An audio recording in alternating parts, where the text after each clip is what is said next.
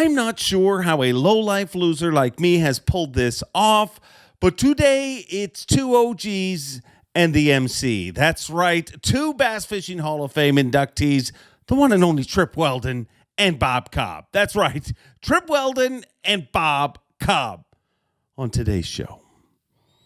Banger.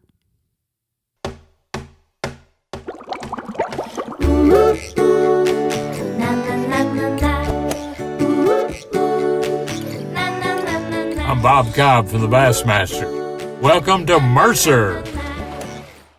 Good morning, good afternoon, good evening, or good night. Happy hump day. I don't know what time you're listening to that, so I wanted to cover all my bases.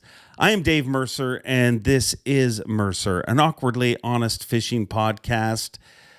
Sure, there's a lot of fishing podcasts in the world, but this is another one, and we appreciate you listening to it. I don't know a lot about podcasts, but I do know that right now is the time where I'm supposed to sell you some erectile dysfunction pills or some hair care products or something like that.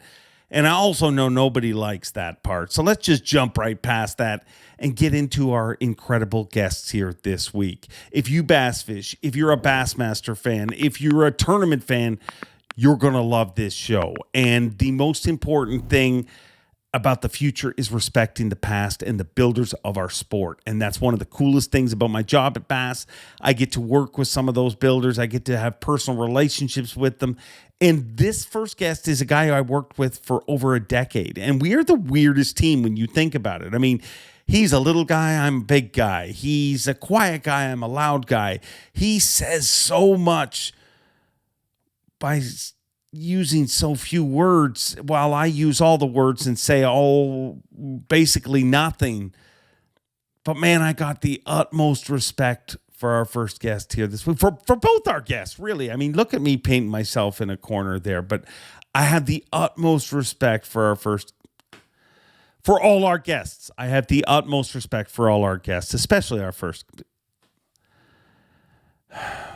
That's really not good. I'm about to piss off Bob Cobb and Trip all at once, which is basically how I kind of do things. But man, what a dude this guy is. I mean, I've seen him make some of the toughest. I've seen a lot of sides of him. Let's just say that way. I mean, you spend that much time with somebody, you see all sorts of sides, all moods, all different situations going on in their lives. But I've seen him make some of the toughest decisions in the history of our sport. And I've also seen him roll up a cloth with a bunch of tiny little ice cubes in it and bring it up to me so I could pat it on my brow because I'm about to pass out in the Bassmaster Classic stage. So, I've seen all sides of him. I respect him. I love him. And I'm tired of answering one question. Every single event, people come up to me and they're like, do you miss Trip? Well, yes, of course you miss Trip. So get him on the phone. Tripper, I guess, the best way to start this is, you don't realize what you have till it's gone. And I'll be honest, me and you, we never had any stage meetings where we were like, okay, when you need to speed up, you're going to give me this symbol or that symbol. But man, now that you're not there, I realize just how much I miss you because we did always just communicate. It was just such a simple, without ever talking, it just evolved over time. So do you at all miss me, Trip? Certainly I miss you. But we did. We had I think a neat rapport, and I think it comes from our fishing background, certainly. Fishing tournaments and being around tournaments and we just kind of fed off of each other, and I knew what to say, or you knew what to say, or you knew what to ask, and I knew how to chime in. So no, it was a great connection. Great connection, but let me tell you about greatness. Greatness is somebody who is a first ballot Bass Fishing Hall of Fame inductee. It just got announced a few weeks ago. Congratulations, Trip.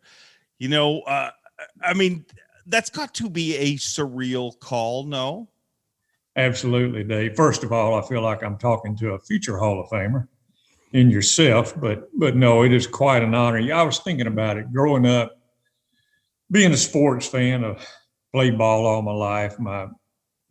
All the Cincinnati Reds, the Big Red Machine, they were my heroes. Yeah. In basketball, it was the Celtics, Bill Russell, John Havlicek, later Larry Bird. And in football, obviously, anybody connected to Alabama football. But I also had another set of heroes: Roland Martin, Bill Dance, Rick Clunn, and people like that. And I never forget going to West Point Lake in the 70s with a buddy. And I couldn't wait to see Roland, Bill Dance, and of course Rick Clunn was there at that tournament and still going strong, and Ray Scott and people like that. So it's very humbling. It's quite an honor. And I tell people I get a lot of congratulatory texts and phone calls and stuff. And I just say, it is really indeed an honor. And Helen Severe, the list goes on and on. Bob Cobb, people that I've had not only the honor of knowing, but the pleasure of working with these people. And people, and then watching people like KVD and folks like that come up through the ranks and be the people the icons in this industry that they are today. It's very humbling, but indeed quite an honor. Did you ever, I think I know the answer to this, but I got to ask it. Did you ever think you were working on a Hall of Fame career? You know what I mean? Like on a Tuesday, average day in your life, did you ever feel like, man, I am the tournament director of Bass and I'm working on my Hall of Fame resume? No, Harold Sharp, the late Harold Sharp's a Hall of Famer, and I think Dewey Kendrick should be. I guess in my latter years, and when people started reminding me that, I was, okay, now on this classic, your tournament director for the, your tenure is the longest as tournament director in the history of Bass. So it crosses your mind, and I'd be lying if I said it didn't cross your mind, but whether I got there or not, I had a great run. And so to cap it off with this is, again, truly an honor. I watched the Ike Live that you did, and to hear Mike Iaconelli, who arguably is if there was a hero and a villain and you guys were playing each other, you guys would be adversaries at certain times in your career, or people would presume that. But when I watched Mike Iaconelli take a moment out of his show, look straight in the camera and say, Trip, I want to say thank you. Thank you for being a great tournament director my entire career. What does that feel like? And what does that mean to you? Well, it's very gratifying. And, Mike, for what it is, he's a lightning rod, but he knows that, but he's a competitor. And I hope people understand how fierce of a competitor Mike Iaconelli is. And I respect him so much, not only as a competitor, but as the man he is, the family man. And then, and as we talked about on that podcast, Dave, I've watched Mike be the last guy standing signing autographs maybe an hour after everybody else is gone. And he would stand there, especially for kids, until the last person wanted an autograph, got that autograph. And so I think that means so much in today's world. And it's very easy to turn your back and walk away. And I never saw him do that. So no, it was again humbling to hear him say those things. But as we talked about, you never make things personal. And Mike and I had dealings through the years, but they weren't personal. And at the end of the day, I think we're great friends. Well, was he I guess teachers used to refer to me, Trip, as a challenging student. Would you?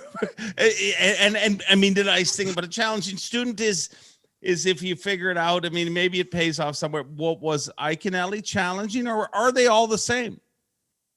I think he was challenging, but a lot of them are challenging. They're competitors, and you're a referee. So I could look back over 30 years and probably have a long list of challenging people. So I don't know that he was more so than anyone else.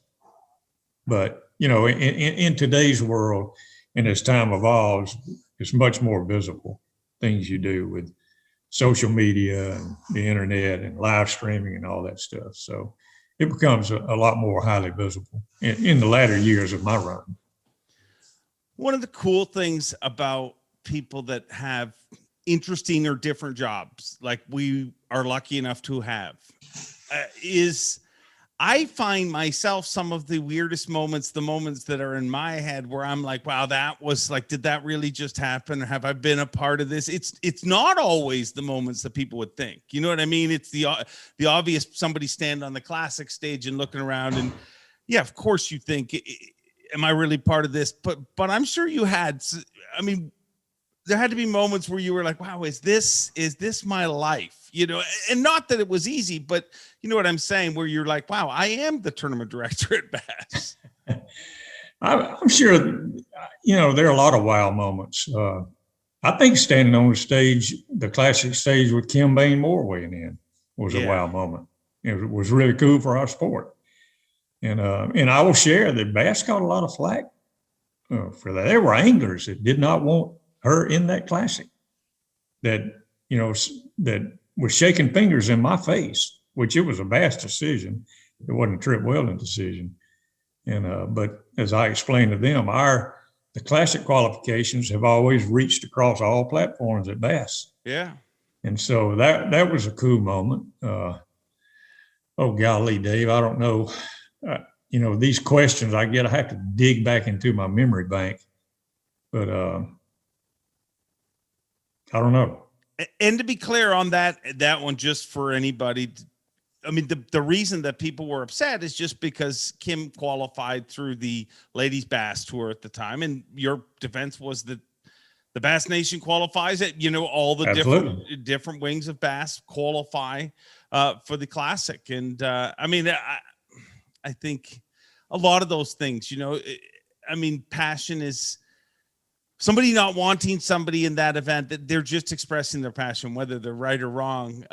It's the one thing that I've really appreciated about you. You have an incredible ability to the exact opposite of me. I think you just you know what I mean? Like you can take that, I've seen you allow guys to vent, and you know what I mean? It's that part of the job. It is. You try to let the emotion die down. In that one incident with the first female angler in the Bassmaster Classic, you know, in the back of my mind, I'm thinking, okay, the ones that are really upset, they're out of this Classic. Yeah. You know, they're not focused on the fishing and the task at hand. They're letting peripheral stuff get in their way. So yeah, I mean, you have to, you know, at the end of the day, they're customers. So you have to let them have their say. And, but again, it goes back just like college anglers compete against college anglers to qualify for the Classic. And you mentioned the Bass Nation, and, you know, you look at the anglers that have come out of the nation, you know, I mean, you mentioned Brian Kershaw, but you look at Paul Mueller, what he's done. And Brandon Polinick.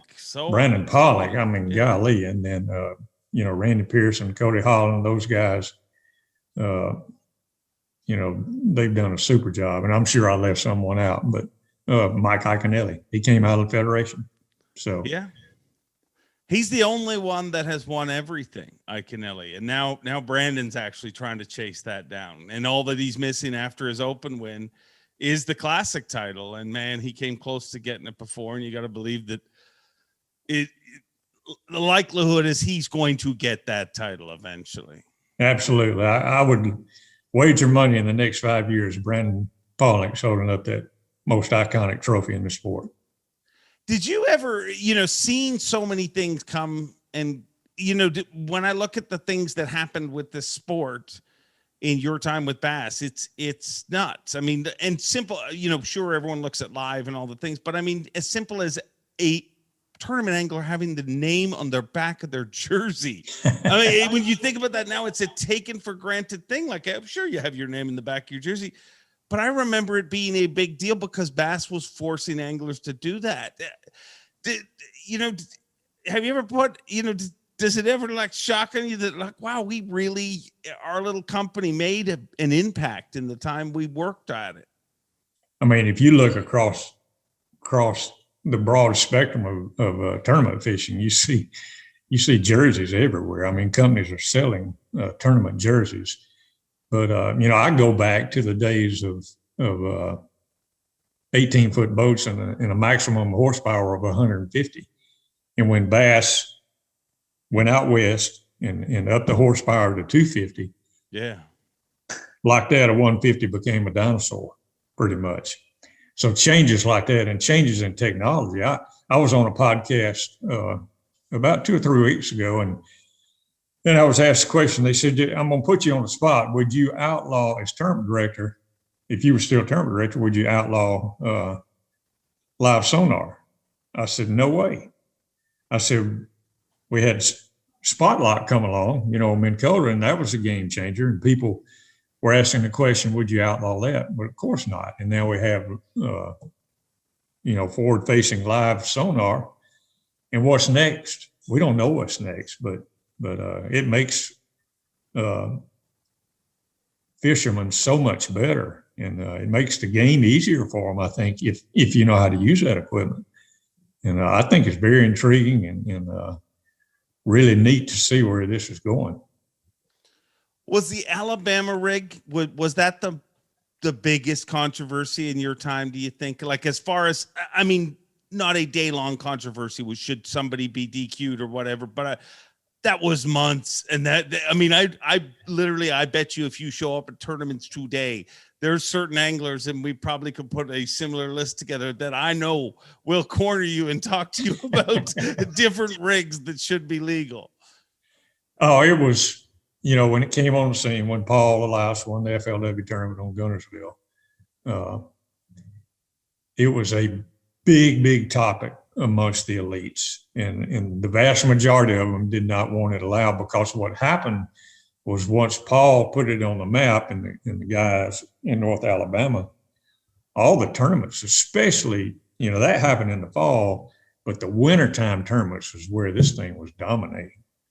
And they felt like, if I don't throw an A-rig, everything else in my tackle box is no good. Yeah. Stuff like if I'm proficient at flipping a jig, or I'm a jerkbait guru or spinnerbait icon in the industry, all of that's going away, because I can't compete against these guys throwing an A-rig. It still catches fish. I'm not saying it won't catch fish. I think that has waned some over the years. I don't know if it's from, again, forward-facing sonar, but that's so new on the scene. But I think just the fact that anglers are so good, swim baits, which you put on an A-rig, people are so good with catching suspended fish on swim baits now and other baits. So, but it was a hot button, buddy, there for a while. But it was, for us, it was pretty easy, because I think we put it out for a vote, and it was overwhelming. No A-rigs. Now, the challenge of writing that rule, man, was a huge challenge, and it was tweaked a couple of times. But Dave Preck, another Hall of Famer, editor of Bassmaster magazine, really, editors are good at wordsmithing, and he did a great job writing that rule. And I see our rule copied in a lot of tournament organizations' rules. In retrospect, do you think it's the right ruling? I do. This is, at the time, I do. Should it be allowed now? I say maybe, because I don't think it's as dominant as it was initially. And let me say this: the fish get used to seeing baits. Yeah. You know that. I had a pond that, and like a lot of people, I had a 2.5 acre pond. Those were the most educated bass I've ever seen. And you could go down there when we first had a whopper plopper, man, they would smoke it, just anywhere in the pond. And then 3 months later, you can't get a bite on one, because they've seen it. They're used to it. Yeah, no, sometimes I don't think we give fish enough credit. Same thing with invasive things. You hear this species is going to wipe them out. This, zebra mussels, gobies, they were all supposed to knock the Great Lakes out. And it seems like the fish figure things out, and they rebound. But one thing I have never figured out about you, Trip, is how you balance everything. I mean, everybody sees what you do on the stage with me, but I mean, you right down to approving anglers' jerseys, anglers' boats, wraps, organizing the meetings, organizing volunteers, dealing with stuff. I don't know how you handle it all, but I mean, you have to have seen some oddities and weirdness at all these different functions, meetings, and things we attend throughout the year. Well, yeah. First of all, it goes back to, I say my biggest accomplishment, not really on me, but was the tenure of our staff. You know, we had a lot of 20-year people there, and great people. And so, you know, the meetings are repetitious. I do have a funny story. It has nothing to do with any anglers. We had a tournament in North Alabama. And before all this technology, when you can register people now through text or whatever, anglers had to come to the meetings. So I think it was top 150. We were in North Alabama. And of course, co-anglers had to show up. We had this long line out the door, people waiting for us to get started. And there's elderly gentleman in the line. And everybody has a entry form for liability purposes. They have to sign and they come up to the table. And so this guy's been standing in line forever, I'm sure, with all the other people. And he gets up to the box and our guy says, "Your name, sir?" And he says, "McLeod." So our guy's looking in the box under the MCs, and he said, he's looking. He said, "Mr. McLeod, I can't find a form in here. The name is McLeod." "Okay, Mr. McLeod, I can't find a form in here." He said, "Well, you better. I got $250,000 in this outfit." So he looks and looks and looks, and finally the light clicks on with our guy, and he looks up. He says, "Mr. McLeod, are you in this fishing tournament?" "Fishing tournament? Hell, I thought this was a credit union meeting." I can't tell it like he couldn't wait to come tell me that. I about spit up my tea laughing. But things like that, you see so much over the course of time, and most of it I've forgotten, but some things stick with you. And it was a great run. It was a lot of fun. A lot of fun. And Trip, I don't think there's a bass fishing fan in the world that doesn't miss you, but also doesn't wish you happiness in your retirement. Tell me what give me an update before we let you go. What's been going on in your world, and what is retired Trip's life like? Every day's Saturday, baby. But no, I feel good, Dave. My cancer's in remission. I'm getting my stamina back. I actually fished a tournament right here on Lake Jordan 2 weeks ago by myself, which I would not have done 2 months ago. And had some luck, came in second, caught a lot of fish. But going back to spot lock, I'm 65 years old, so I get tired. But I was fishing current, and I get tired. I just go up there and hit spot lock, and I go sit down on the back seat and just fish away, man. It is so great. And so just, hanging out here at the house. I'm our Lions Club president now. I had to defer that a year because of our schedule. We moved all of our tournaments to the fall, and I told them, I can't, it'd be a disservice to our club to be president, not knowing I would get sick and be out all fall anyhow. So, but no, I appreciate you asking. I feel good, and looking forward to being in Fort Worth, man. The Classic should be off the charts, especially now with all the COVID stuff relaxed. And I'm vaccinated. I'm ready to go, man. I'm looking forward to seeing you there. Thanks for everything, Trip, and we'll see you in a few weeks. Thank you, Dave. Good to talk to you. Tripper is the best. I mean, and here's the thing that people do not take into account with him. I mean, you see him weigh all those fish. You see him at the Bassmaster events. You think he's just some dude who, is part of this. I mean, we're talking about a legit Alabama hammer. And you don't have to take my word for it. I mean, you talk to guys like Swindle and stuff like that. I mean, Trip and Swindle used to room together.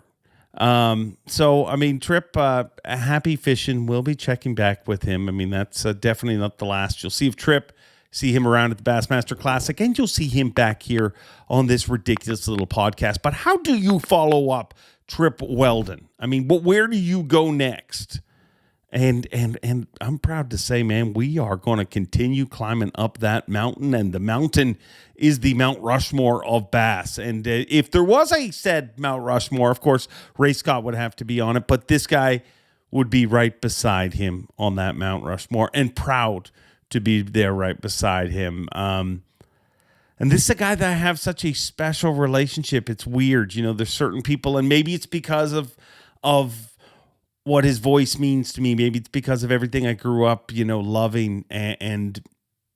But from the very first day me and Bob Cobb met each other, we really have had this special bond. I mean, he's my Uncle Bob.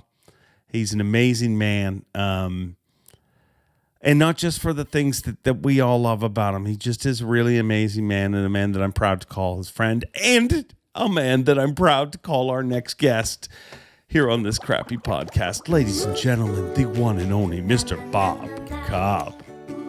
We have done it. It is not just an intro. This is the man. This is the voice that really, Bob, what does it feel like to have a voice that just, makes people happy? It really, never mind talking about it. Let me hear your voice. For the Bassmasters, this is Bob Cobb.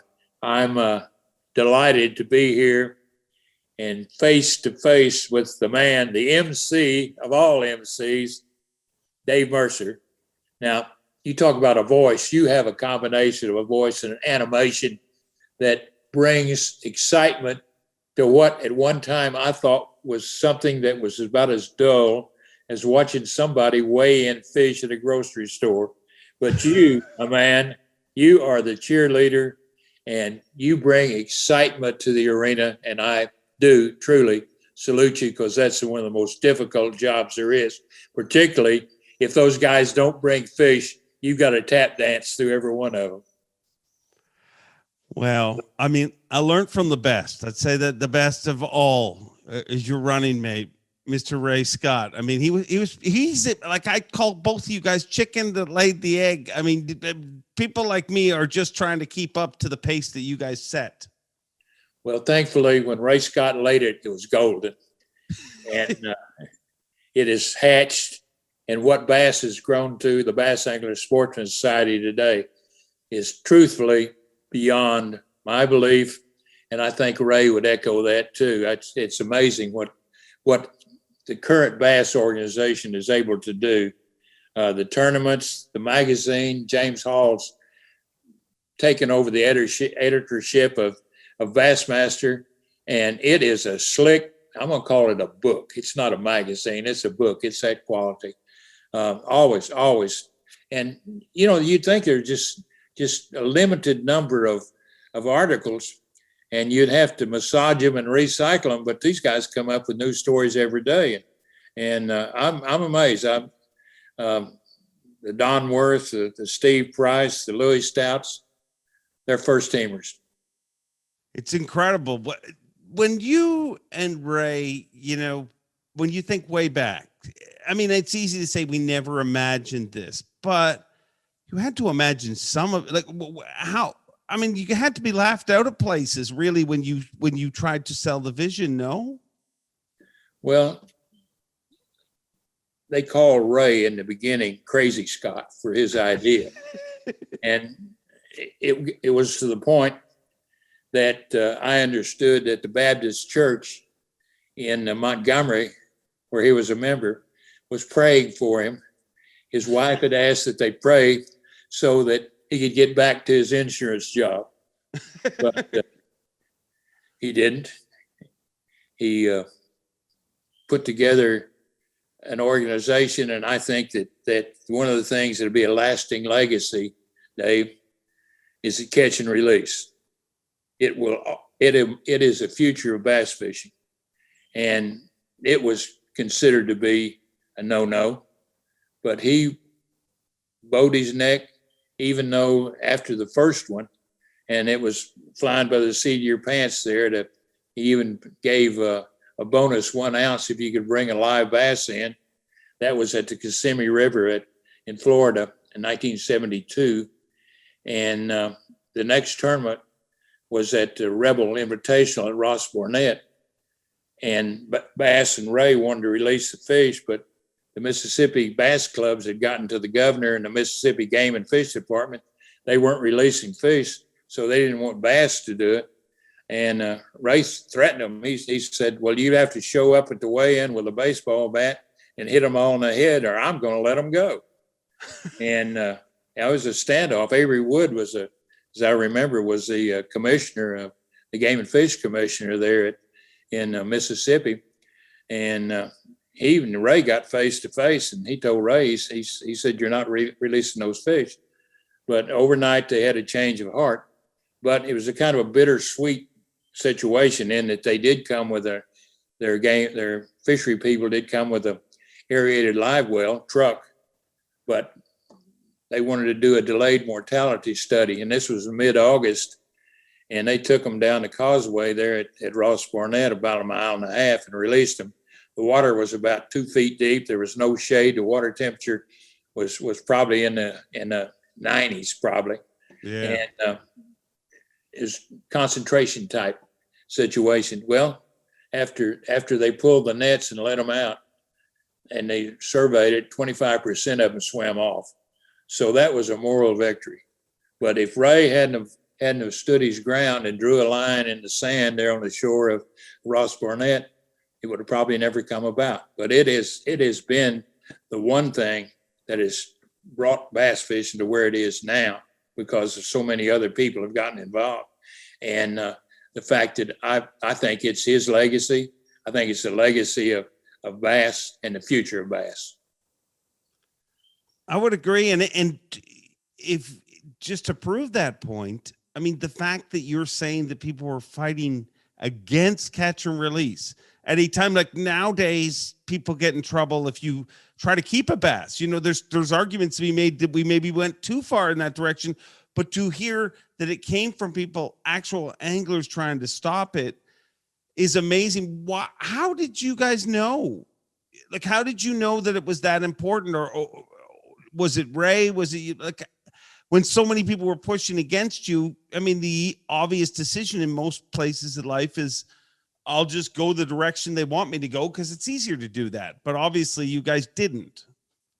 Well, at the time, there was a growing anti-tournament sentiment. Okay. And that was the vocal point.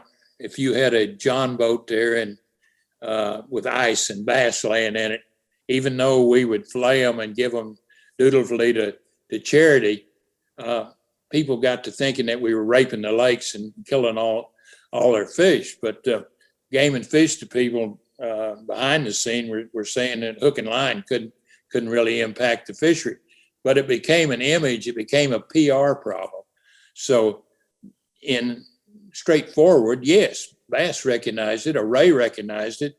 And strangely enough, he had got his incentive from a trout fisherman. He had been invited to come and serve as the MC for the Fly Fishing of America group that was in Colorado. And he observed, standing on the shore, this fly rod fisherman hooked this trout, almost said bass, this trout, and worked it up and got his landing net out, and then very carefully took his vice grips out and took the hook out, worked the trout, and let it go. And everybody who was with him on the bank started hollering and clapping and raising their hands and everything. And Ray just didn't understand it. All that over a piddling little old 12-inch fish. He just thought, well, you know, okay, you know.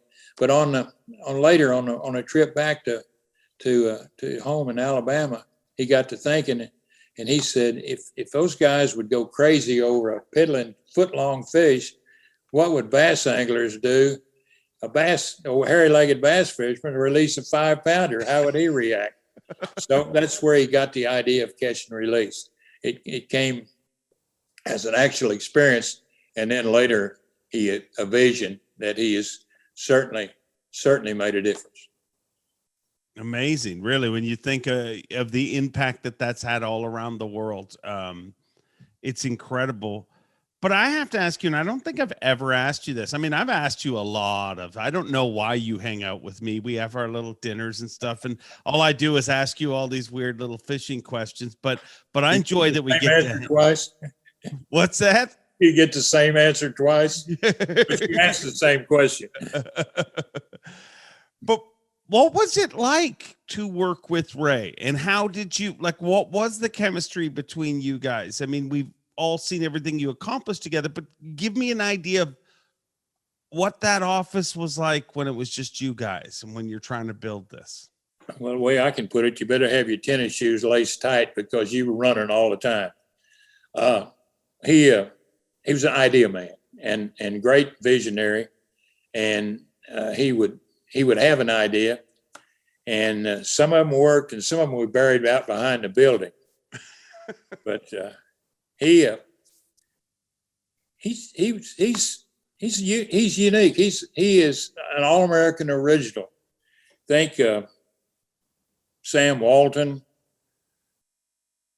and about two other entrepreneurs I could think of at the minute, all wrapped into one, out in a Walmart parking lot with a tent, preaching, fishing, and anti-pollution. That's kind of how he was. He was a motivator, and it's difficult to keep up with. So if he was all that, what were you, Bob? Well, I would like to say that when he wasn't sitting on the egg, I got to sit on it. I helped hatch it. I had came from a background. My background was outdoors. My granddad and my dad all fished, but my passion was writing. And I had a time in newspaper where I was the outdoor editor, and that's how Ray and I met. I was the outdoor editor Tribune in Tulsa, and he held his first tournament at Beaver Lake in Arkansas, and had a press conference. And I went over, and he intended. I'd called and said, "Your press conference is not set at a good time." And he said, "What do you mean?" I said, "Well, I work for the afternoon newspaper here, and your press conference is for noon." I said, "I'll have to read about it in the morning paper the next morning." And I said, "Give me a break on what you're doing." He listened a little bit, and he said, "Okay, I'll make you a deal." He's always, "Okay, I'll make you a deal." And I said, "Okay, what is it?" He said, "I'll give you enough that you can get a story in this afternoon's paper and beat the world, but you've got to come and attend a press conference anyway." I said, "Okay." So I did, and I went over, and as he tells the story, he told us this idea about this bass tournament on Beaver Lake and what it was going to do for fishing and yada, yada, yada. And then there was a few people there, a few press people like John Fleming from the Arkansas Gazette and Smokey Dacus from a local radio station I remember there. And as Ray said, he said they ate the roast beef, belched, and left. And he looked back in the back of the room, and as he said, there was a guy sitting back there, ruffling his hair, and had a coffee cup in his real hand. He said, "I walked back there and introduced myself," and I said, "I'm Bob Cobb." And so we sat and started talking. 3 hours later, we were still talking. I had the same passion that he had. And when he got to the point that he needed some help, well, I talked Barbara, my wife, into making a whale of a leap of faith. And we went from Tulsa, Oklahoma to Montgomery. And I had Brett was 2 years old then, and Leslie was 4. And we drove down in the car, and I shipped my bird dogs on air cargo. I got to hunt with them one time after that. So that's how we hit the ground running. There had to be times early on that you thought, what in the world have I gotten into? Well, when we arrived at Bass headquarters, or Ray's office, and pulled up on the street, there was an omen there. Across the street was a monument company, and the curb was lined with tombstones. It was a Montgomery Monument Company. And you talk about feeling of doom. So the front door to Bass, or Ray's office, was the back door down the alley. So we walked down there and knocked on the door, and he took me down to where the office for the editor of Bassmaster was going to be. And it had previously, operator in there had been an architect, and the room was lined with shelves and luminous artificial lights there. And there's two things in the room. Actually, there were three things in the room. There was a Pro-Throne, one of those elevating seats that worked perfectly because you could raise it to the level of those shelves. Yeah. And Ray had got me a manual typewriter. I think he paid $55 for it out of a pawn shop. And the phone rang, and he said, "That cardboard box over there is my file for Bassmaster." He said, "Look through it. I got to go take his call." And the box was a pickle box. And it said, "Whitfield pickle, the pickle with the perfect pucker, picked at the peak of perfection by particular pickle picking people." Now repeat that. I'm amazed you repeated it. So I dug into the box, and Dave, that's where it was. That's where the gems, the how-to, those things that bass fishermen had protected only to share with their closest friends, or be aware that what was there was not flowery pictures and jerking perch in Afghanistan or something, and these flowery trips that you read in Sports Afield. This was real down to the boat level how-to information. And it was a gold mine, but it needed a little bit of refinement. One sentence might run 2 pages, but you could take a few commas and a few things, but did not change it, because you could see where whoever had written it, and he was a bass fisherman, he was a bass member, where his coffee cup had stained the paper as he sat there and labored over it. There was this one that I'll never forget and remember. Walter F. George was his name. He was from Jackson, South Carolina. On his real job was he was a carpenter, I believe, or a bricklayer. But anyway, his article that he had written, or story, was about how to select your fishing partner. And he said his wife was the best partner you could get. And he explained it, that she could back a boat. She was sure-handed with a dip net, and she'd clean the fish at the lime if you needed to. And in season, she'd turn the squirrels. Now, you folks up in Canada, you might not know what we're talking about, but turning squirrels it's a two hunter job. One's a shooter, and the other goes around where the squirrel's hiding up on the limb, rattles a tree limb or something, and he comes up where you can get him in range or in sight. So that's called turning the squirrel, and she was good at it. Wow. I mean, I've got to talk to my wife about her squirrel turning skills, because I think Sarah is a saint, but she's a little weak in the squirrel turning department, if you know what I mean, Bob. Oh, Bob, what I don't want to take much more of your time, but I'm going to tell you what's going to happen. I mean, people are going to want you back. These will be the Cobb Chronicles or something before we're through, because, man, I know everybody feels the exact same way as I do. Your voice is entrenched in us. Your voice it isn't a sound, it's a place, and it brings all of us back to that place. And it's a very, very happy place. And I thank you for that, Bob. Not just as a friend, not just as somebody who makes a living in the sport, but as a person that loves that place. Well, Dave Mercer, there's a place in my heart for you too. I am thrilled that you have filled some big boots, buddy. You make it happen. And again, I salute you. Bob, I'll see you soon. For the Bassmasters, this has been Bob Cobb. See you later.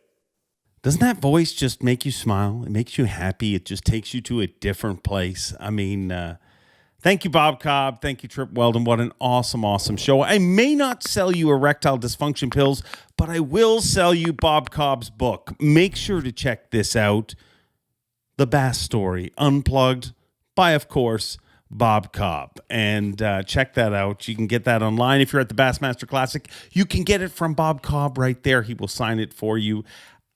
It's something worth owning if you're a bass fan. I mean, if you respect this sport at all, you need to have that. Hey, Father's Day coming up, a great gift idea. And speaking of gifts, I get the gift of work this week. That's right. I actually get to go back to work. I will be at the, God willing. My mother used to say that. I mean, I guess she always figured the floor was going to fall out. And it is true. God willing, I will be at Gunnersville. And God willing, we'll be back here next week. But only if you guys like, comment, subscribe, review, and do all that stuff. Because believe it or not, I know it's something you hear podcasts say, but it really does make a big, big difference. It's really the only thing that matters. I mean, we're all trying to become the freaking next Joe Rogan. Let's be honest. I mean, the worst word you talk about people saying that podcast is thirsty. We're all freaking thirsty. We're talking into a freaking Zoom camera and hoping for acceptance. So please accept me and hit the like button, hit the subscribe button, and let's blow this up and buy Bob Cobb's book. And God willing, we'll be back here next Wednesday. Thanks for watching. Please like, comment, and subscribe, because Bob Cobb of the Bassmasters told you to. You hear?